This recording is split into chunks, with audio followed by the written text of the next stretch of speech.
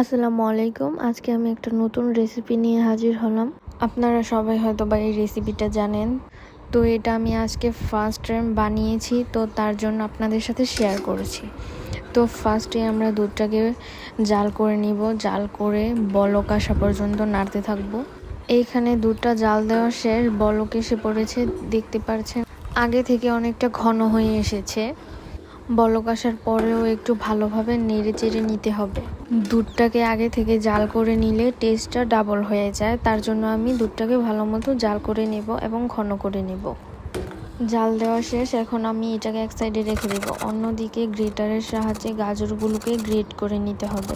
তো আমি আজকে প্রথমবার বানিয়েছি, তার জন্য ছোট ছোট 3টা গাজর নিয়েছি।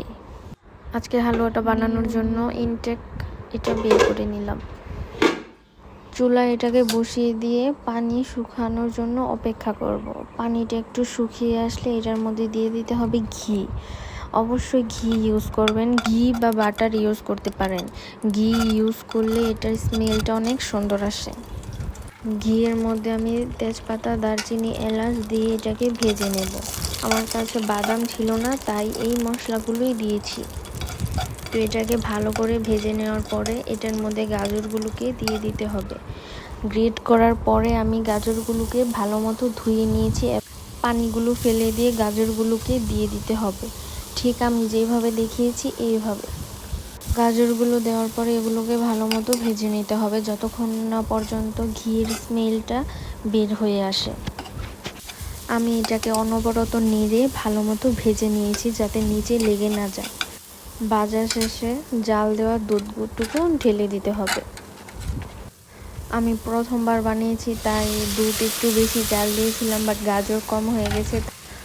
তো এখন দুধটা দেওয়ার পরে গাজরগুলোকে ভালো মতো সিদ্ধ করে নিতে হবে, ভালো মতো নাড়তে হবে, অলওয়েজ নাড়তে হবে। আপনি যত বেশি নাড়বেন তত বেশি টেস্ট বেড়ে যাবে। তো অনবরত নাড়তেই থাকবেন যতক্ষণ না পর্যন্ত দুধটা একটু শুকিয়ে আসে। এই টাইমে ঘিয়ের এত সুন্দর স্মেল বের হয়, আপনারা যদি রান্না না করেন তা বুঝতে পারবেন না।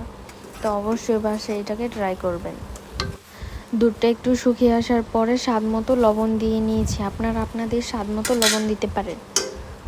চিনিটা দেওয়ার পরে এই জায়গায় একটু পানি ছেড়ে দিবে, ওইটাকে ভালো মতো নেড়ে চেড়ে শুকিয়ে নেবেন। শুকিয়ে নেওয়ার পরে আমি আর একটু করে ঘি দিয়ে নিয়েছি। ঘি দিয়ে নাড়াচাড়া করার পরে আমি একটু এই জায়গায় স্বাদ মতো লবণ দিয়েছি।